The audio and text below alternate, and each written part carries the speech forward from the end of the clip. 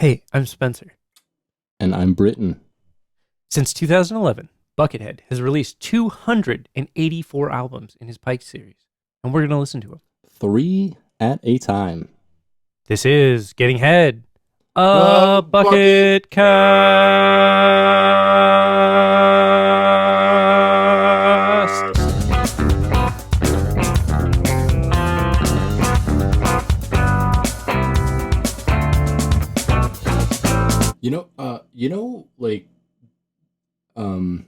Early recommendation in the episode.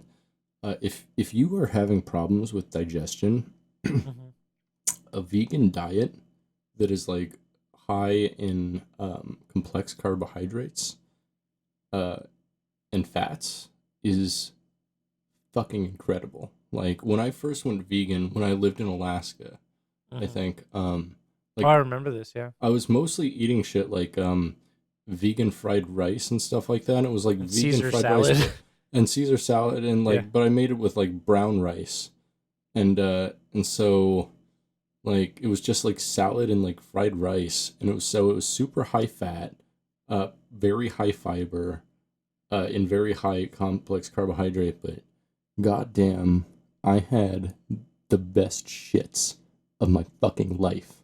Like I would poop once a day, and I would literally just expel everything that I ate the day before into like this mound. It wasn't like, you know how you usually drop logs. It wasn't logs. It was like this fucking cow patty of a mound. Sure. Right? And I'd usually wipe, but there was like nothing there because I just shit clean. I just dumped my body and I was done with it. You know, like, the funniest part about this is that you and I have talked about this so many times. Like, you have brought this up to me so many times, or around me so many times, that I know 100% that you are telling the truth. Yeah. Because you wouldn't have talked to me about it this many times if it wasn't the truth.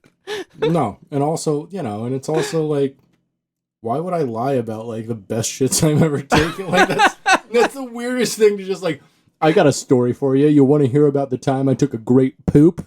Like, it's like... I mean, depends on who you're talking to. Some people are into hearing that. Yeah, and if I talk to like a weird, stinky vegan, they'd be like, yeah, tell me more about the vegan scat.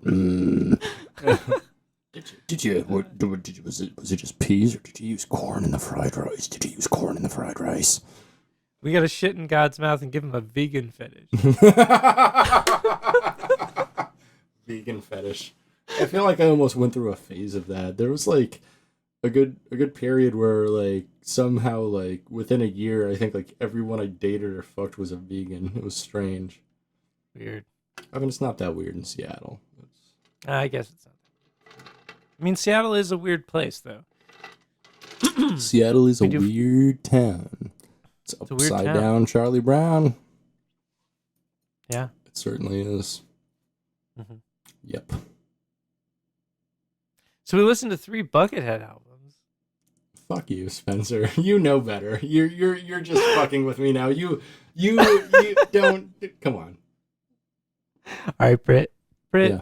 What do you want? So I've been thinking about something. I have something on my mind. Will you ask me what's on my mind? What's on your mind, Spenser? I really want to be hit with a bucket fact. Bucket fact. Bucket fact. Bucket fact. Bucket fact. Bucket fact. Bucket fact. Bucket fact. Bucket fact. Bucket fact. Bucket fact. Bucket fact. Bucket fact. Bucket fact. According to Brian Brain Mentia, who we have talked about multiple times on this podcast, Certainly. because he's one of the closest people to Buckethead. He says Buckethead is a very big fan of Diet Coke. Okay. So is our former president. Yeah, our former president, Donald J. Trump, had a Diet Coke button in the Oval Office at his desk that he would press, and like apparently he drank like 12 Diet Cokes a day. Yeah. Which is a lot of Diet Coke, and like... Yeah. Yeah, like, because I drink like 3 Diet Mountain Dews a day, and I think that's excessive. That is excessive. But it's also diet. but I'm also doing the Do Spenser. You are doing the do, and I do appreciate that about you. Thank you. I appreciate it about me too. I think it's one of my better personality traits. My ability to do the do, I really think like puts me above other people in a lot of circumstances. You know what? I'm like Nike squared. Like they're like just do it. I'm just like just do it. All right. Anyway, so in an interview question about things people don't know or wouldn't expect about Bucket, Brain says he's a Diet Coke fiend. That's our bonding. We'll drive hundreds of miles to get the right Diet Coke. I'm not exaggerating. Maybe not hundreds, but we've driven 50 miles for the right Diet Coke. Because of the carbonation in the Coke. There's special ones we find. We'll be in LA and we'll drive to Tejon Ranch just to get a certain Diet Coke from a Jack in the Box store in that area.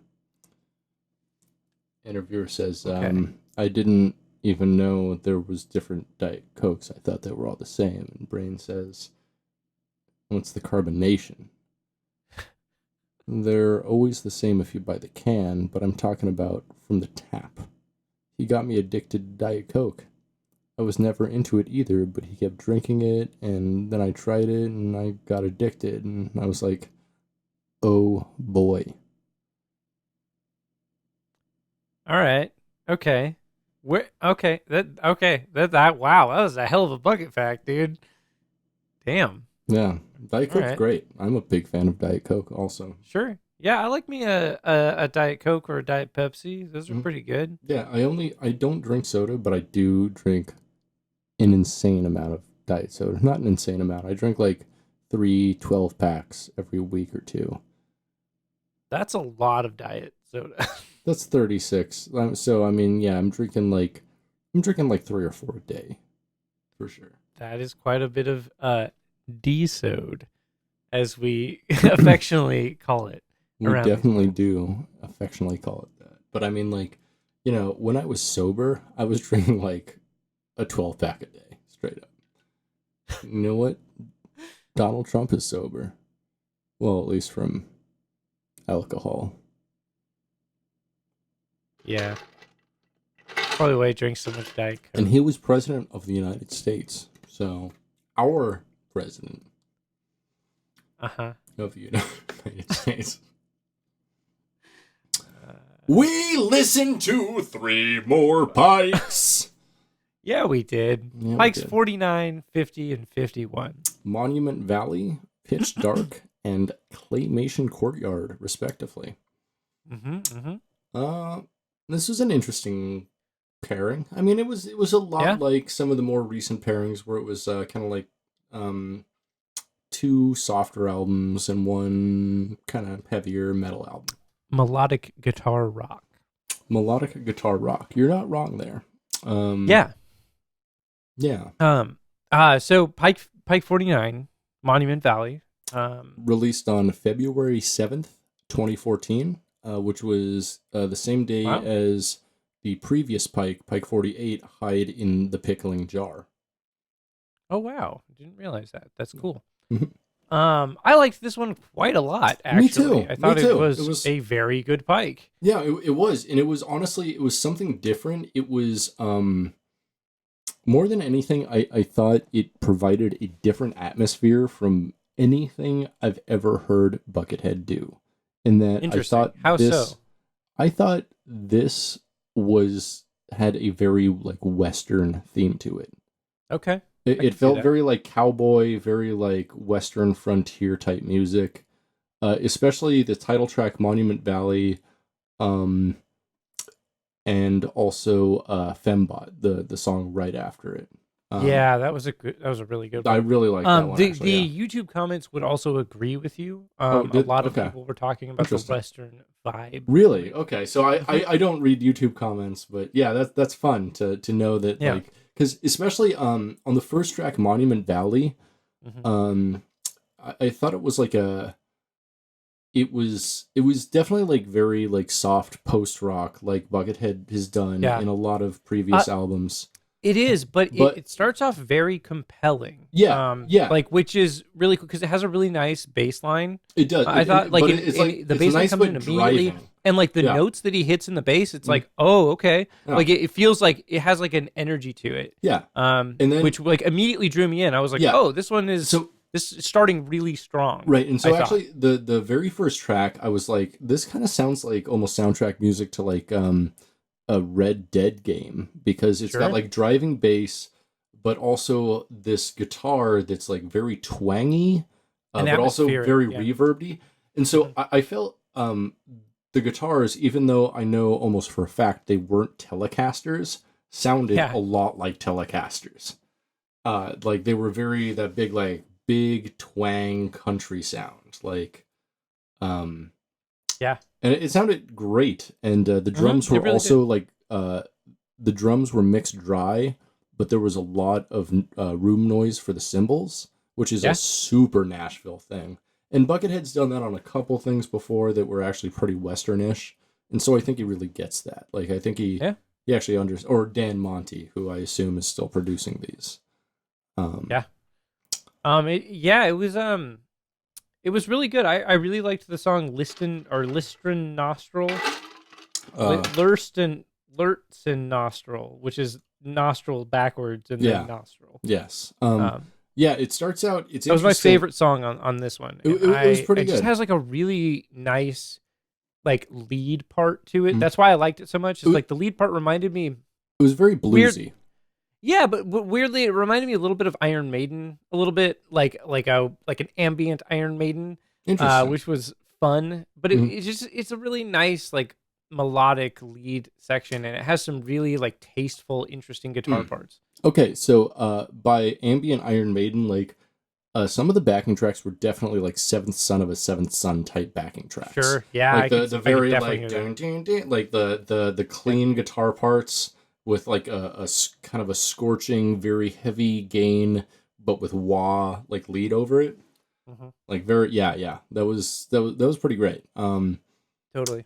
Honestly, like I liked every track on this album. I'd say me too. It was a pretty solid album effort.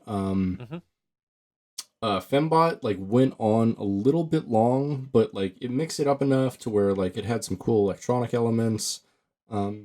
The backing tracks didn't, especially guitar, didn't like change a whole bunch, but the leads were like really like emotionally driven. Yeah, really emotive and really tasteful, and it really and honestly for this one, I feel like it was the atmosphere that sold it for me more than anything else. Yeah, it had a very consistent atmosphere, which is good, and it just had a very good, compelling atmosphere. And it started off very strong, and it maintained that energy throughout. Like every song was good, and I didn't ever feel taken out of that atmosphere by any of it. And so that all told, I feel like makes it pretty good. Yeah. And as much like I'd in Buckethead land, this would be a great like desert or like Western themed ride. You know? Sure, I could see that. You know, like a thing that's like maybe like a mine cart through the Old West or something like that. I think they have something like that at Disneyland. Okay. Yeah. It was. I could see something like that. I could also just see it as like ambient music near some kind of like fountain or something like that. Okay. Like it is also like pretty enough and like, you know, what's the word? I think it's not music that you hear and you're instantly drawn to notice it. Like I would imagine like if this music was used as like a score for something, I think it would be music that would really set a mood and like you would experience it, but it wouldn't necessarily be like the sort of stuff that like immediately jumps out at you and you're like, I need to listen and pay attention to this. Yeah. If that makes sense. Yeah. Much like the scores in video games. And that, which is why I thought like at least the first song, actually most of the songs in this would have actually been like good pieces to like a Red Dead type game. Yeah, like you're in a big open world and you're exploring it, and this is the music in the background. Yeah, absolutely. Yeah. 100%. But you know, I probably wasn't wasn't maybe on my top 10 so far, but it's still probably like a top 20 pike. Pretty good. Yeah, very good. I would it. say if you're listening to the Pikes, you should listen to that one. Yeah, it's a good one. Yeah, for sure. Not entirely skippable. Yeah. Pike 50. Pitch 5-0, the big 5-0, the Hawaii 5-0. We hit the Hawaii 5-0. That's pretty sick. Yeah, we did. We hit the cops, which is good. That's what you should do. You love to punch police. Hit the cop. I didn't say that, but that's what I mean. Yeah. Released on February 25th, 2014. Hell yeah. Yeah, just a little under 7 years ago. Wow. Yeah. Wow. Yeah. Quite a while back. Mm-hmm. Longer back than I imagined. Yeah. Yeah. This one, I guess, on the other hand, I would say is a skippable pike. I don't know. It's fine. I'd say so too. So I mean, there's only 3 tracks. Each of them is like 10-ish minutes long. It's a long album. It's I don't know. It's clean. It's melodic. Mm-hmm. It really kind of treads a lot of ground he's already done before, though, especially like Pike 46 Rainy Days, Pike 15 Viewmaster, like Rainy Days. Pike 41 Wishes, Pike 18 the Astrodome, Pike 31 Pearson Square. Like it's it is definitely one of those.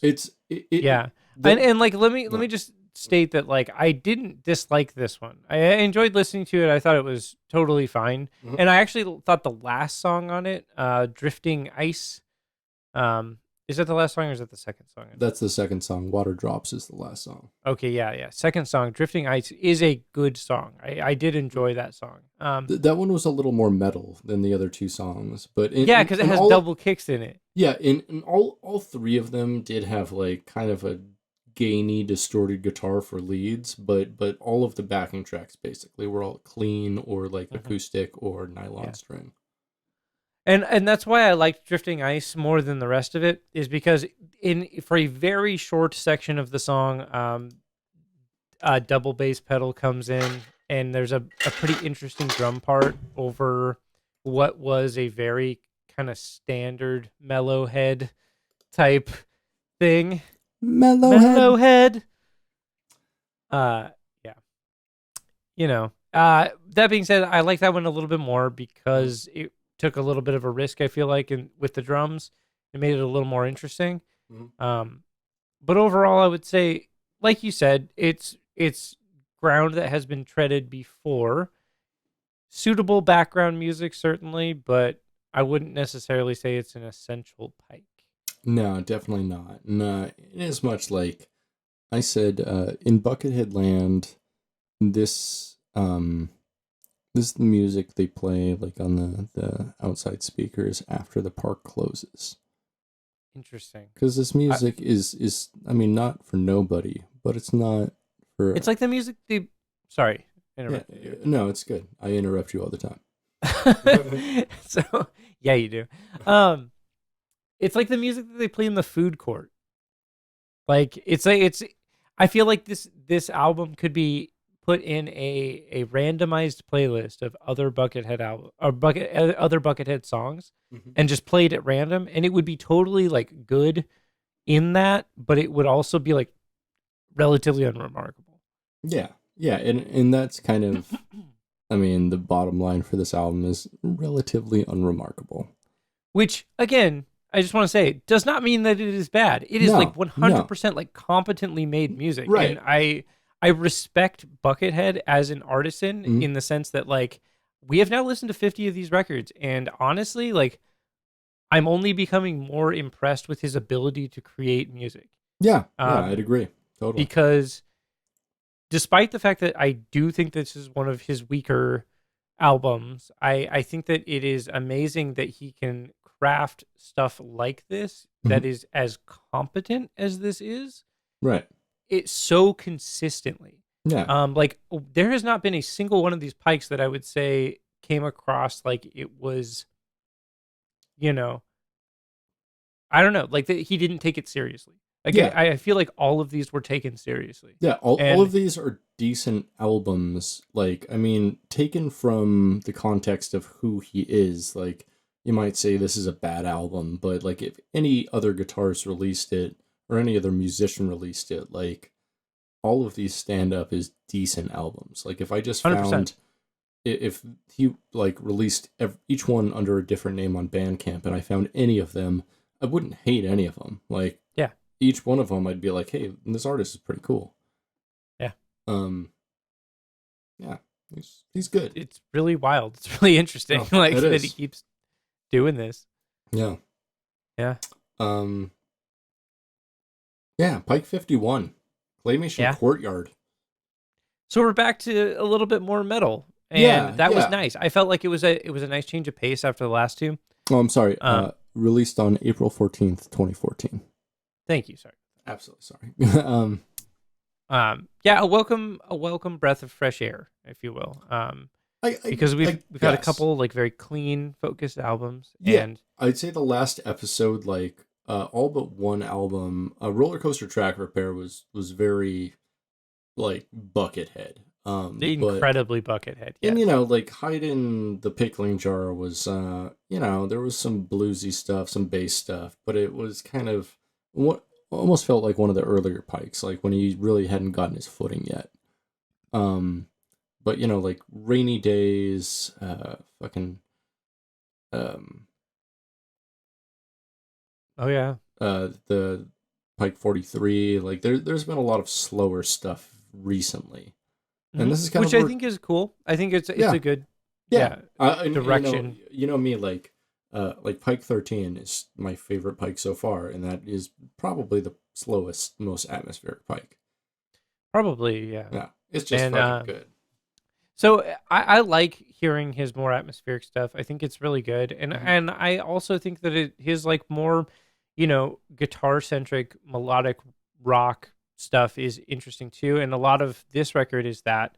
And there's a lot of like interesting riffing on it, and there's also some pretty shredding guitar solos, but they're all very tasteful.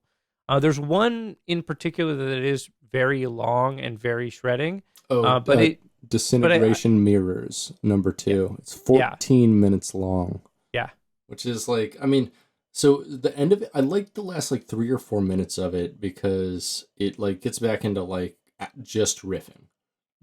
But after the first couple minutes of the song, it's just like a 8, 9, 10 minute long solo, and I'm like, at some point I was like, okay, like fine. He did some impressive things here and there, but like no matter how great your 10-minute long solo is, it's a 10-minute long solo. This is true, and like that being said, I think it was really a wise choice on his part to keep the rest of the record tasteful, and he did. And I did like that aspect of it because you're right. There was a point in which I was listening to that solo where I was like, "Wow, this is still going on." Yeah. But that being said, it was still, it was impressive. There were some parts in that solo that I was legitimately like, "That's an interesting progression," or like that's an interesting like thing he's doing. That being said, though, the rest of it is definitely more riff focused, and I really like it when he focuses on riffs. I think that his riffs are really interesting, and I like them, and it's pretty nice. It was pretty nice to hear him just make some heavy riffs. It was fun. Not too heavy, but like heavy and melodic. Yeah, I mean, so like I'd say this album was a good kind of blending of his alt metal stuff, his like chuggy thrashy stuff. And some like speed metalish stuff here and there, but mostly like kind of it felt like a very 90s flavor of metal with like some scorching solos here and there. Just like he did some really cool guitar stuff, but when it's like sandwiched in like a 4 or 10 minute solo, like that 30 seconds is like, oh, that's really okay. Well, now he's just still playing a solo. Sure. Yeah. I would say that this one is pretty good. This is one of those ones, and I brought this up, I think, last week, but this was one of those ones where it ended, and I was like, oh, wow, it's over. That went by really quick. And, usually that means to me that like it was interesting enough that I did not get bored with it, and I think that means it's a pretty good pike. Honestly, at least from my perspective, I would say that if you're listening to these things, this is one you should listen to. I think it's a good one. Okay, I'm actually kind of split on it. I'd say it's good, not great. I'd put it like almost.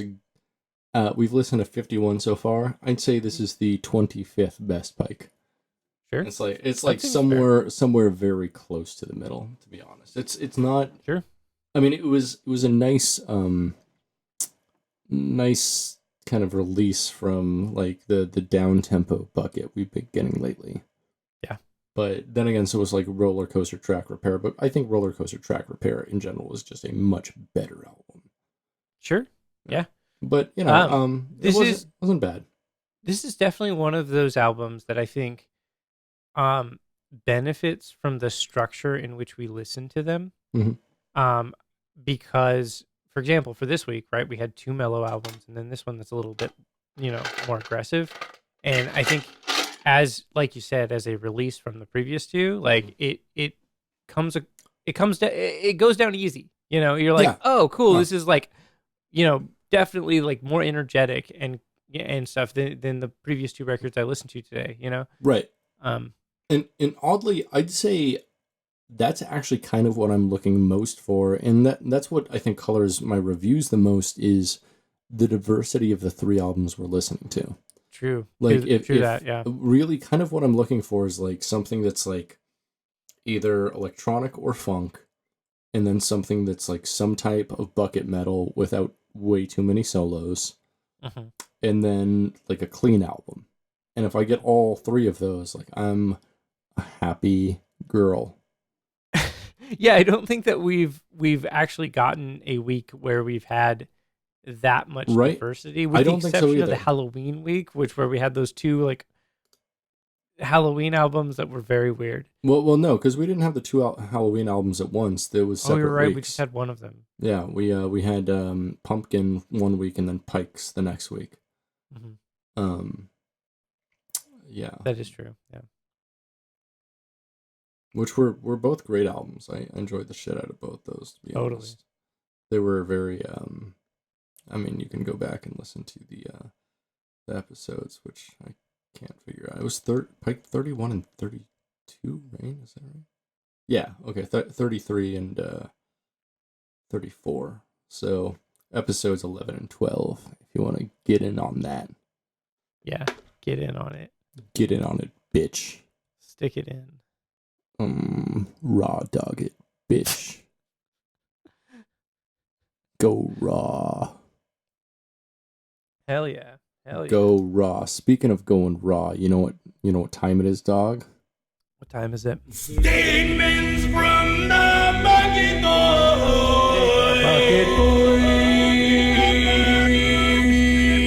So this week on Statements from the Bucket Void, I dug deep. Mm-hmm. I went deep into the greater bucket universe.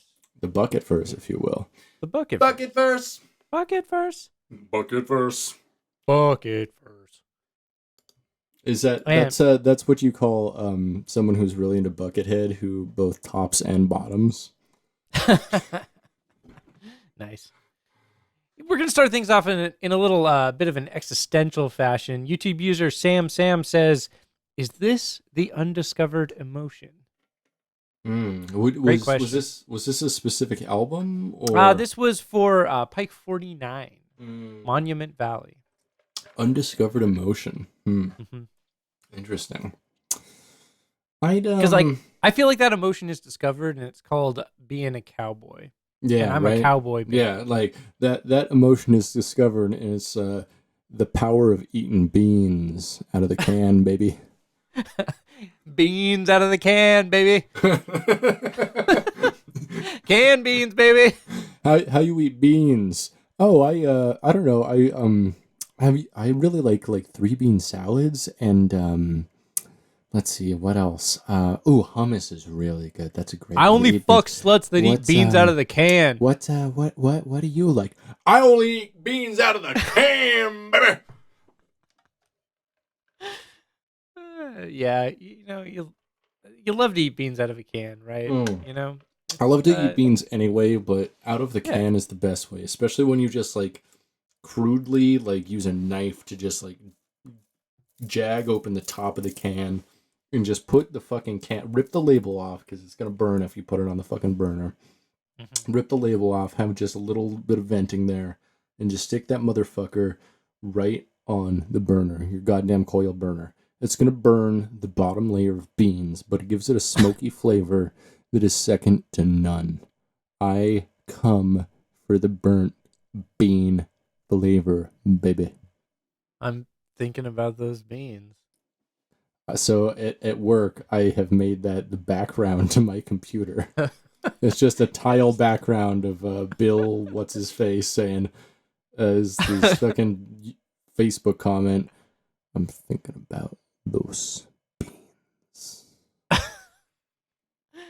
And everyone like walks past and like, what's that? And I'm like, well, it's Bill thinking about those beans. Yeah, he's thinking about those beans. And the thing is, like, every time I say it to them, I actually like put my hand next to their ear and whisper it into their ear. And they're like, Nice. yo, 6 feet, dog. And I'm like, 6.5 inches, baby.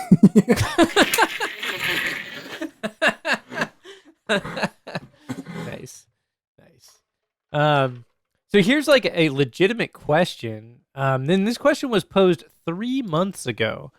So I'm going to basically say like, hey, this is a question for us. Yeah. So I'm just going to say, hey, no one responded to it, so we're going to respond to it, okay? Yeah, let's do it. Yeah, this it's us. person, YouTube user Elina Tolea, Mhm. says 3 months ago, I just learned about Buckethead less than a week ago, and there's just a lot of discography. Yeah. How do you guys keep up with his work, or even tell the tracks apart?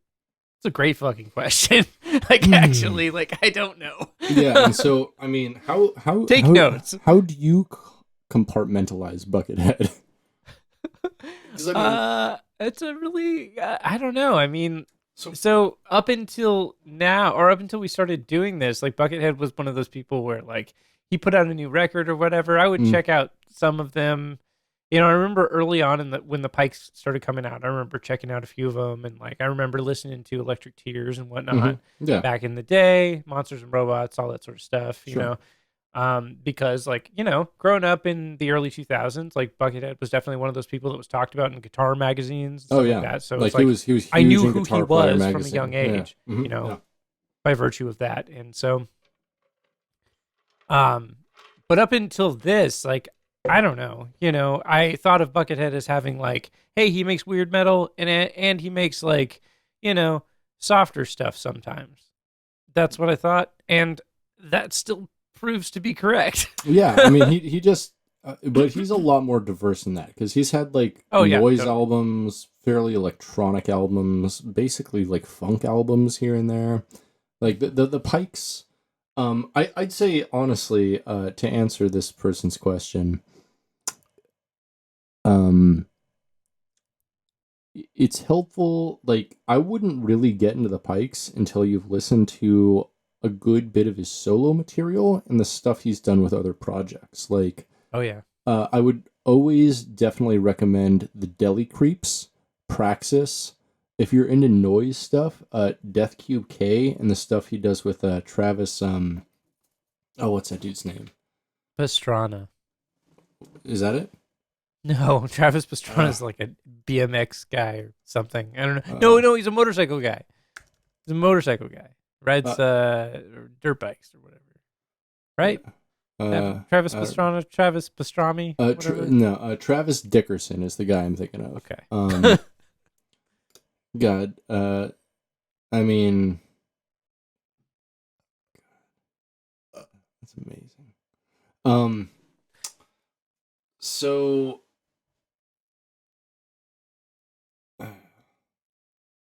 I'm sorry, I just got like a YouTube rabbit hole on something. I would definitely recommend listening to like his 90s solo projects first and foremost. Not solo project. Well, I mean his late 90s albums and the 90s projects he did with other folks, especially Praxis, Death Cube K, Deli Creeps. I mean, there's others, but those are the ones that I think are kind of the most important, informative to his discography.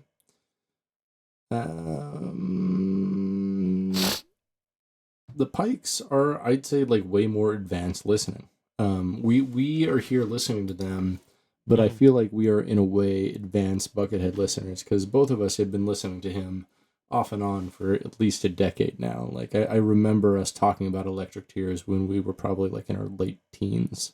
Oh yeah, certainly. We're advanced head people. Bucket advanced is what we're on. Bucket advanced. YouTube user BucketBot says, "My perfect funeral would be me buried under his gigantic collection of albums. No dirt, just a lid to cover the tomb, parentheses, to protect the albums, with 'Do not dare to fucking disturb' sign on it. This way, if there would be an afterlife, I will be so busy for all eternity." Yeah, I mean, like if I had to choose like an artist's discography to listen to for all of eternity, just based on the diversity, I might choose Buckethead. Wow, that's heavy. That's heavy. I mean, if you had to be like buried instead of dirt by one artist's discography, who would you choose? Old dirty bastard. Dirt like McGirt. you. It's just the same thing. It's just a different form of dirt. It's. I mean, you are an old dirty bastard. We know this. I am a young middle-aged dirty bastard. I don't even know what you are when you're 32. Like, I don't know either. You're not old quite yet. Unless it's like to people who are like 16.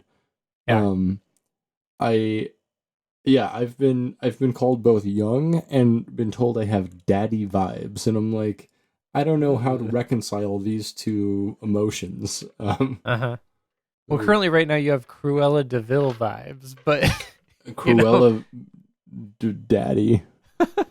Cruella Daddyville, you know what I'm saying? Cruella Alphaville. I do. Forever young. I want to be forever young.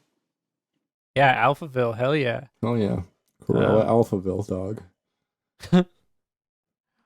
Is it Alphaville's that movie, right? With the black and white with Yep. Early 2000s. Yep. Anyways, YouTube user MixRay says the Mozart of our generation, and YouTube user Tej Bipoppy responds, the Buckethead of our generation. I'd agree with the latter more than the former. Truly, me too. Buckethead is no Mozart. I will say that. No. Like Mozart was not a once in a generation, not a once in a century, but literally a once in human history composer. What makes you say that about Mozart? God, do we want to get into Wolfgang Amadeus Mozart and like? Not really. The fact that like, I mean, he only lived till like his like mid or late 30s. However, he is still the most prolific composer of all time. He basically invented classical music. Like everything before him was Baroque, and after him, everything was classical.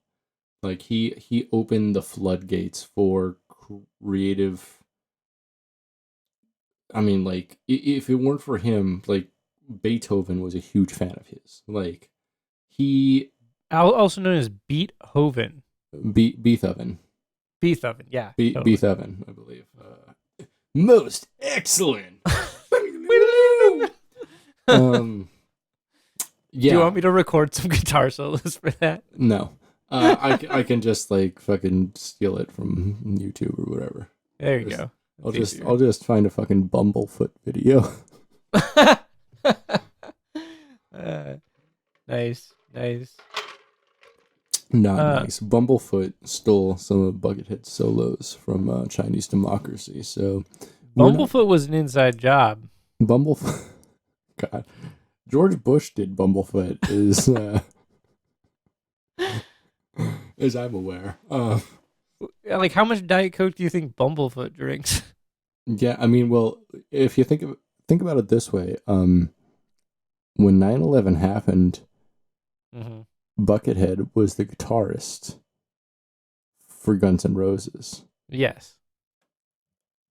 When the war in Iraq started, Bumblefoot was the guitarist for Guns N' Roses. So, like... Yeah, hell yeah. I mean, I see what you're saying. I think the whole world sees what you're saying. Yeah. We live in a society. We do. Like, I'm not saying... I'm not trying to be controversial here, but if it weren't for Bumblefoot, would ISIS really exist? Like... Really? That's a great question. It's a very good question. And Bumblefoot, if you're listening, and I know you are, I want you to come on the cast and, clear this up for us. Truly. Because this is a pretty high tier conspiracy, Like, you've been accused of basically war crimes. Yeah. For your guitar playing. And we'd like you to address those, Bumblefoot. Please. We require it. And also, what the fuck is up with your name? Like, come on, dude. Yeah, I don't like it. His real name's like Ron or something. Like, if you had like really super big shoes that were funny, like, that would be whoa. How cool would that be if you wore like huge shoes? Like huge shoes. No. You know what it has to be? He has to get 2 of Sting's sweaters and put them on his feet. the bee sweaters. And wow. Like a bumblebee. Okay, I'm done. YouTube user Poopman says, I'm on day 54 of listening to only Buckethead. I listen to him all day, driving, at work, while cleaning, and stuff, etc. I am lost as can be in Buckethead land. I have no intention of ever leaving. YouTube user Uwe Gierkin responds, so you're a brother. So, let's talk about Poop Man. Yeah, we should. He's only listening to Buckethead. He is lost in Buckethead land. You know what he's doing with his life? What's that? He's pooping in the mouth of God and giving him a scat fetish. You're just trying to find a way to work this into the episode. That's the name of the episode. We already decided that. You did like earlier. I don't care.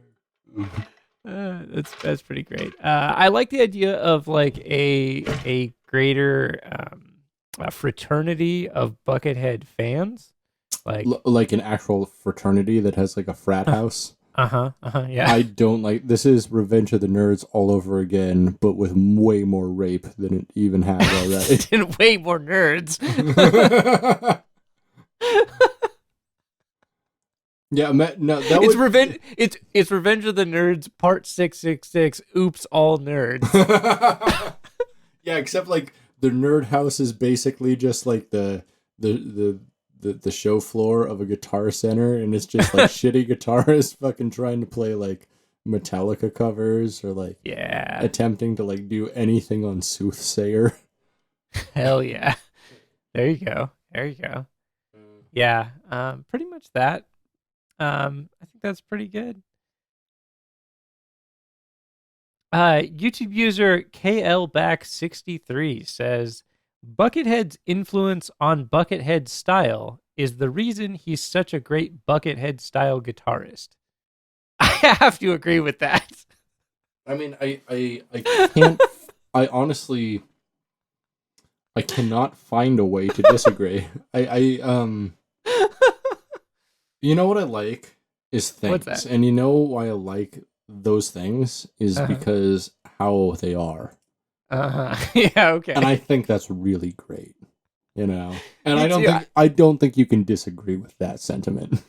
I don't think that you can disagree with things being good because things are good. Oh, very true. Sometimes it'd be like that. I dig it. I think it too. I think that's a fine sentiment. A fine sentiment from the greater Bucket verse. Can we go back to poop man? Okay. Do you think he's still listening to Buckethead only? I hope so. And all I gotta say is, stay greasy, brother. Like get with those vegans who eat high fat, high complex carbohydrate diets. Oh yeah, because that'll make you a very satisfied and efficient poop man. Or you know, I don't care about your gender. Like, no matter what you do, you could be a poop woman, or a poop them. It's up poop to they you. them. Poop. Those are my pronouns. Those are my poop nouns.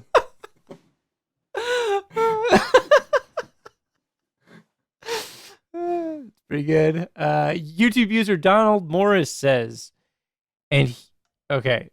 Oh, sorry, I can't read. YouTube user Donald Morris says, and you said he would never rise from the dead. ... He's here. I don't know who he's referring to. It could be Jesus. It could be Mussolini. I'm not sure. Who do you think he's referring to? Wait, I'm sorry. Can you explain why you think it could be Mussolini? Well, I mean, he doesn't say. You know, it could be Mussolini. It could be Hitler. It could be Franz Ferdinand. I don't know. Why are you going? Why are you like going straight into like World War I and World War II shit here? Like, you just like regressed right back into the 1920s for no reason. Well, you know, because those people died then, right? Buckethead could be the reincarnation of any of those people. We don't know. But why would he be? Like, Mussolini was one of the inventors of fascism. Like, he is basically seen as the progenitor of Western fascism in the entire world. He was a goddamn monster. And True. Buckethead just wants to make his own fucking theme park. Like, there are very different it's goals his redemption arc. Like, we don't know. Franz Ferdinand was like the Archduke of Austria, and like, although he wasn't like, I mean, there was like a bunch of stuff with like Azerbaijan and Armenia and stuff, and that's the reason he got assassinated, which is the reason that World War I started. But like, I mean, he wasn't great, and he was like a statesman, and like if you were like, hey, this blind Willie McTell reincarnated, I'd be like, okay, well, there's a guitarist. That makes sense. Why does it have to be a guitarist? That feels very like anti-non-guitarist language. Okay. Well, because you're like, well, if you're like a virtuoso in fascism, maybe in your next life you could also be a virtuoso, but a different thing, like the guitar, like melodic guitar rock. Yeah, like I just don't see the connection. Like, I'm just throwing it out there, okay? And the thing is, there are folks, Jeff Skunk Baxter, who played with Steely Dan and the Doobie Brothers, among others, is actually both. He is, in my opinion, and a lot of people's opinion, a guitar virtuoso. The dude is incredible at guitar, right? And he has like produced tons of hits for Steely Dan, Doobie Brothers, provided a lot of solos to just like different projects, worked with Michael McDonald and shit a lot. So he is also a Wait. Michael McDonald, that's the McDonald's clown, right? Yeah. Okay. Sorry, go ahead.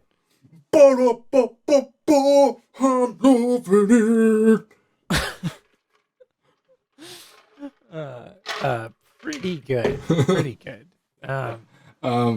So Jeff Skunk Baxter, in the early 1990s, he was like still just like a studio guitar player, and he had a friend in the Department of Defense, and he, like, as a hobby, put together like this proposal about like the Star Wars program, which is like a missile defense program, and like people at the top like reviewed it and they're like, this is actually like brilliant. And so now Jeff Skunk Baxter, great guitarist, is also like complicit in missile program. Like he just like gives advice on missile programs. So he's a war criminal and a great guitarist. So he's both of these things. Like he is a Mussolini Buckethead. Mussolini head. No. I'm not making a harmony with that. Okay. YouTube user Jordan Vine says, "Now this is all in caps, so I'm gonna read it as though they're yelling." Okay. Please, as you do. I don't give a fuck what anyone else says or thinks, but Buckethead music is the best and greatest music ever composed by anyone ever in the entire history and existence of music. Buckethead himself is the best and greatest guitarist ever in the history of and existence of music. No one is better than Buckethead. No one. Buckethead forever." Strong words. Well,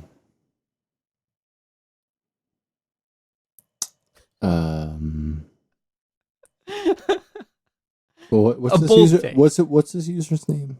Jordan Vine. Jordan Vine. Can I buy some Adderall from you, dog? I know you're holding dog. They've definitely got the hookup. Like for sure. They just like walk into like 3 different psychologists' office. Well, I'm the most ADHD. Can I get some Adderall? And yeah. And so they got like 3 different prescriptions running. Oh yeah. So first off, calm the fuck down. Sure, certainly. Second off, no. Buckethead is a very good musician. Oh yeah. That's all. He's composed some cool stuff. He's not the greatest. Like he's prolific. Oh, certainly. Yeah, he's a great musician, but he is. Like he's one of the most... I would say like it is impossible to say anyone is the quote unquote greatest guitar player in the history of music or whatever. Like, dude, everybody brings something different to the table. You know, people are great for different reasons. Right. Okay, we're gonna wrap this up with one more from YouTube user Sky Bridge, who says, again, all caps, "Buckethead is great, original or crispy, a feast for my ears." And I agree. Yeah, definitely. Original or crispy. And so when you ate chicken and worked at KFC, what was your preferred? I mean, like, so give me your favorite cut and your favorite preparation style from KFC. How do you mean? I mean, so for me, I'm gonna say, I'll give you the top 12. Are you ready? 12. Wow. Okay. Shut up. Here we go. You're really implying I'm going to care about this. Extra crispy drumstick. Extra crispy thigh. Baked drumstick. Okay. Classic thigh. Okay, I lost it. Yeah, dude. I like the dark meat. Shut up. Okay. And I like them extra crispy. The baked ain't bad though, and the classic ain't bad though. Statements from the Bucket Boy.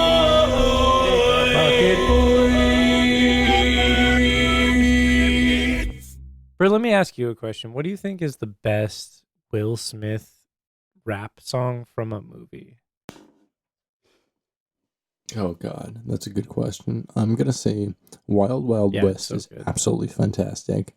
Oh yeah, the first Men in Black is good too. Nod Your Head sucks. I don't like it. I mean, it's fine. It's not as good. It's just not. It's nothing like Wild Wild West or Men in Black. I mean, those two are the real standouts. Of course, like Fresh Prince of Bel-Air theme song. It does fucking kills. Didn't he and DJ really- Jazzy Jeff do a song for one of the Nightmare on Elm Street films? Nightmare on My Street? That's a great song. Anyway, what do you got to recommend to me, dog? Oh my god. All right. Okay. All right. Mm. Ready for this? No. I think you're ready for this. You know. Here's my recommendation to you. Mm-hmm. Try to get a good amount of sleep. Agreed. Like, for reals. Dude, I have been having some trouble sleeping lately. Mm-hmm. And as a result of that, dude, it's just been fucking me up. Like, having, I don't know, inconsistent schedules is fucked up. It, like, totally Is it messes you up. work schedule thing? Yeah. That sucks. And like, gosh, you gotta like, I mean, you gotta ask your manager, be like, hey, listen, can I get like the most consistent schedule as possible? Because like managers, like at least good ones, will try to work with that. And so there are a lot of benefits that come from my job. This is known. That being said, there's one aspect of my job that is shitty, and that is the scheduling. It is always shitty, and that is part of the thing is that everybody gets a shitty schedule that is super inconsistent. That doesn't, honestly, that makes no sense to me. It doesn't, because at all. You know how many fucking people work where I work? Like over 200. Like there's no reason that like we all can't have the schedule we want. Like there's no reason. No, there isn't, and that is literally shitty management, because I have been a schedule for like departments of 50 people, and I mean, so a department of 50 people plus like flex kind of like labor on like another 15 or 20 people. So I have had to schedule basically entire stores that are making, you know, a good bit more than an Apple store. Don't talk about where I work. Oh, sorry. Well, we already have before, but I have you know, I've had to schedule an insane amount of people around an insane amount of schedules and scheduling irregularities. And at the time, like I was the scheduling software I was using was created by this fucking weird old hippie in the 1980s, and it's based on Microsoft Excel, and he like barely updated it with every like update of Excel, and so like it was constantly fucked, but I still made it happen. And like, I mean, in as much you know, like last year I was like walking around Kirkland, and a car pulls up to me, and this lady who is in her 60s, named Karen, kind of a Karen, but also who worked for me, so she was like an anti-Karen.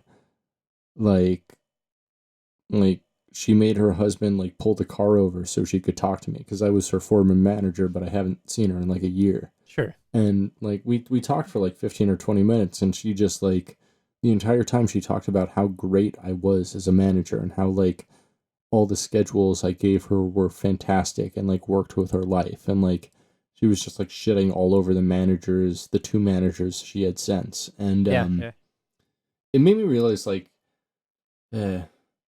maybe I should be in management, but I hate it. Yeah. Like management. I hate everything about it.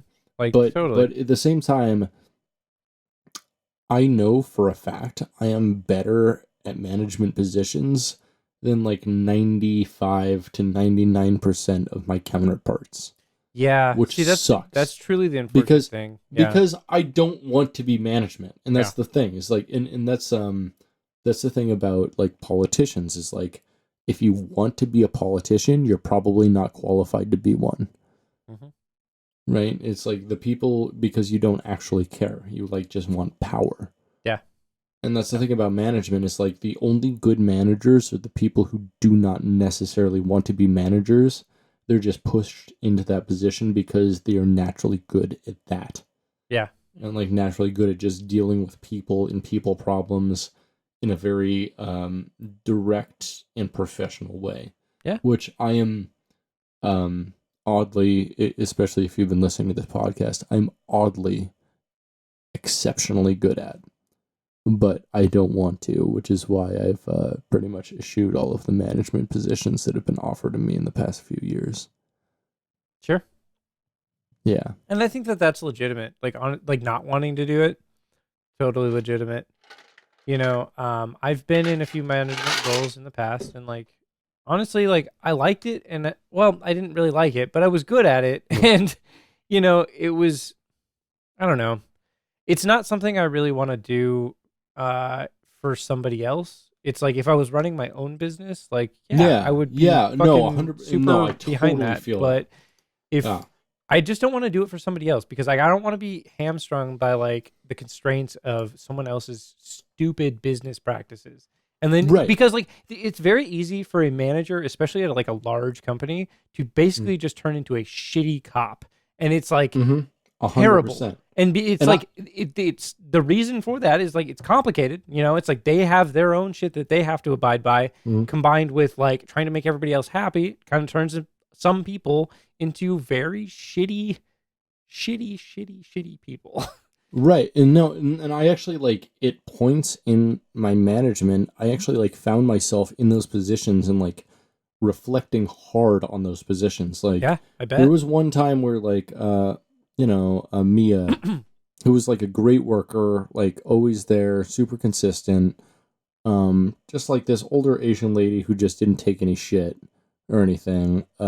Like, you know, her 10-minute break lasted like 16 minutes. And like when she came back, I was like, hey, listen, you can't be doing that. And like afterwards, I'm like,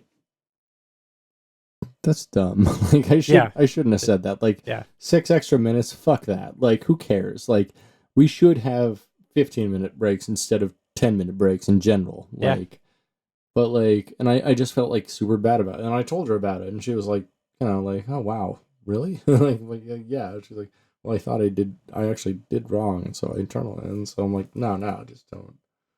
I don't know. So I have complicated feelings on management because like management are like usually the ultimate bootlickers to like corporate policy. Like the corporate policies 100%. That don't make sense. No, they don't. Yeah. They really don't. They really don't. And it's like the fucked up thing is like every manager kind of chooses which ones they enforce and which ones they don't. So 100%. It's like super inconsistent. And yes, so it's like that's the problem with management is because management and management rules are used as an ice pick and not a hammer for a problem. They don't go after the general problem.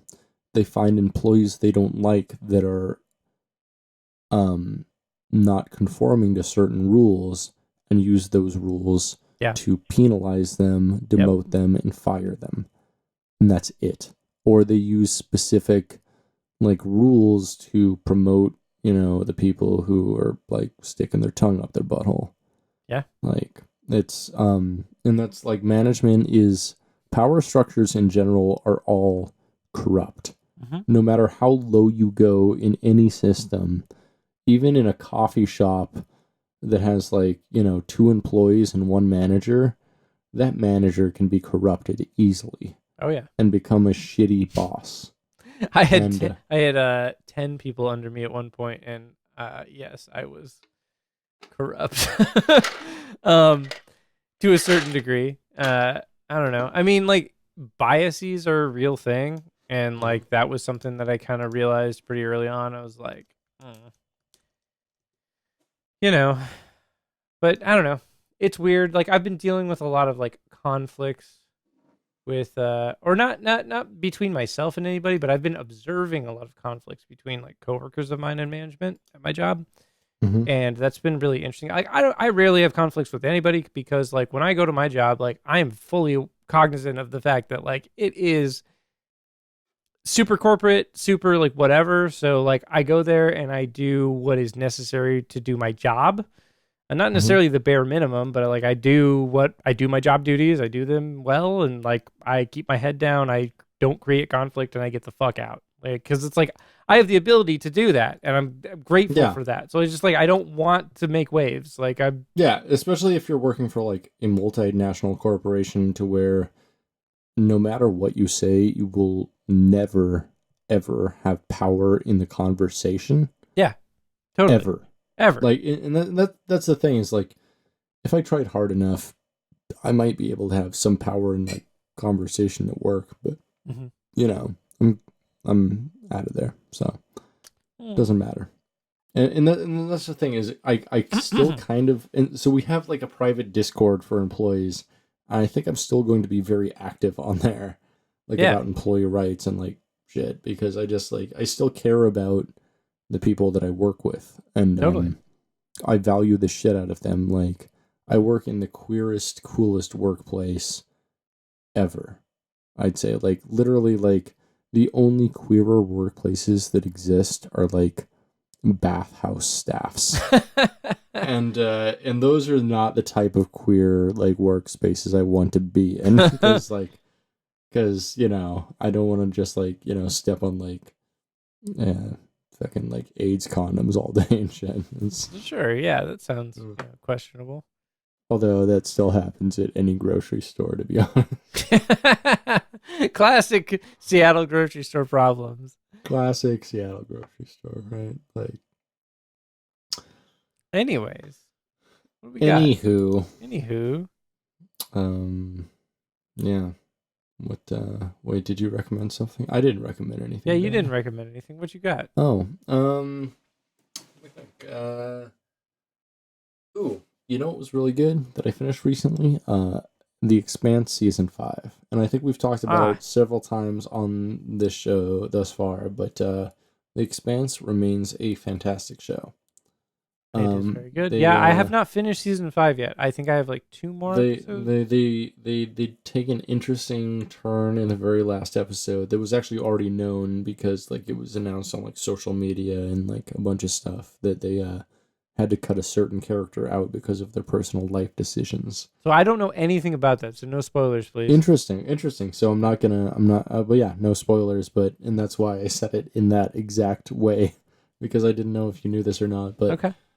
I mean, the last episode is like, if you don't know what I'm talking about at all, it's going to be a shock for you, like an absolute shock. And you're going to be like, wait, what?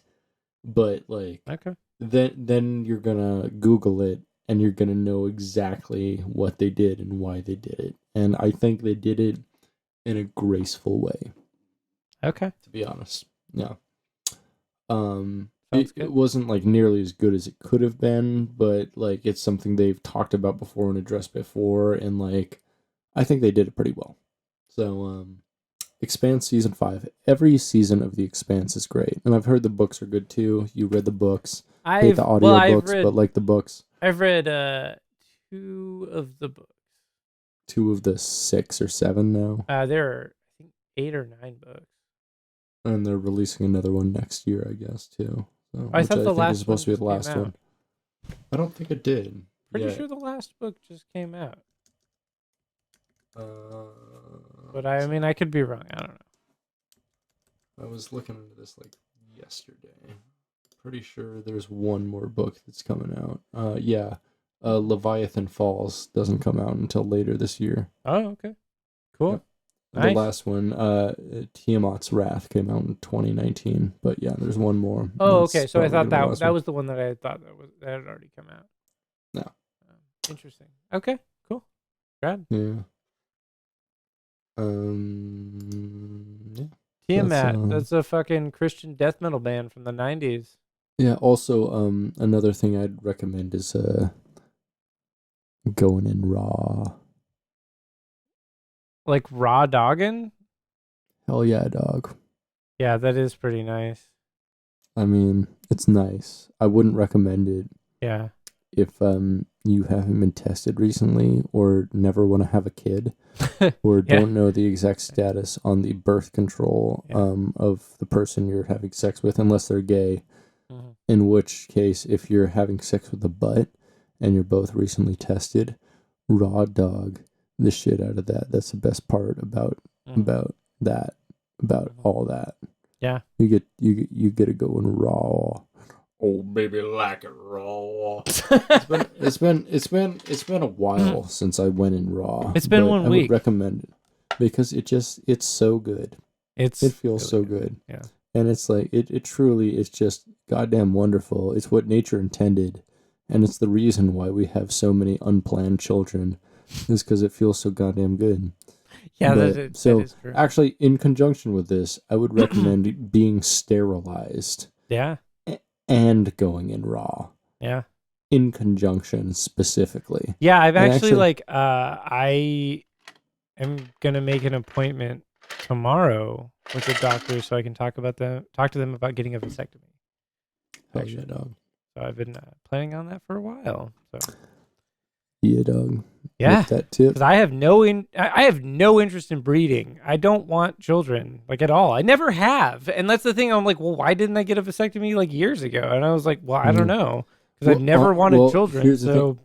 A lot of doctors actually won't do it to you until you're after you're 30. okay, Because a lot of them are like, well, I think you might reconsider, even though it's fucking completely reversible. Because doctors are fucking dumb, and all of them are narcissistic and need children an image of themselves. Wow. Okay, I mean, that's not a lot of all assumptions them, there. but I mean, if you have this need to be a doctor, that might be built into you, and a whole lot of familial pressure in general. Yeah. Yeah. Yeah. I mean, do you know any doctors who are anti-child? I don't know any doctors. You know my brother. Your brother's not a doctor. He is technically a doctor. That's his literal title. He is literally a doctor. He's not a medical doctor. That's true. And I make fun of him for that all the time. And yeah. I'm like, hey, how do you feel about dating someone who's a real doctor? Oh, that's pretty good. Have we talked to him about what would happen if he was on a plane and somebody was like, "Is there a doctor on this plane?" And he's like, "Yeah," and they're like, "He's having a heart attack," and we're like, "Is it a carceral heart attack that has to do with the implicit injustice in our current American prison system?" No, he's just dying. Oh, I'm sorry, I can't help you. It's great. It's great. Yeah. Yeah, I love the idea of oh, is there a doctor in the house? I'm a doctor of sociology. Fuck you! Mm-hmm. I agree. Anyways, yeah. If you want to follow us online, you can do that. Can you? Where are we available? You can follow me at New Metal Karate Society on Instagram or at Bucketcast on Instagram and Twitter. Yeah. You can follow me at Bucketcast or at a Bucketcast on Twitter. Or at the Queer Goth or at the Meme Scoop. SCUUP. Scoops? We're both meme lords. Yeah. You should know. Oh, and also maybe check out Spencer's original content on at I forgot. I'm sorry. Karate something. Karate parking only. There you go. Karate parking only. Okay, so here's the thing. This is the secret. The secret is I make a lot of memes, but I never post them to that page because I always forget that I have another fucking page, and I'm like, I don't care about this. I know that sometimes you post them there and sometimes you don't. Sometimes, okay, it's just sometimes I will have an idea where I'm like, that's funny, but it's not funny enough for me to, or it's too specific for me to post on the main page, and so I'll be like, sure, I'll just make that really quick and post on the other page.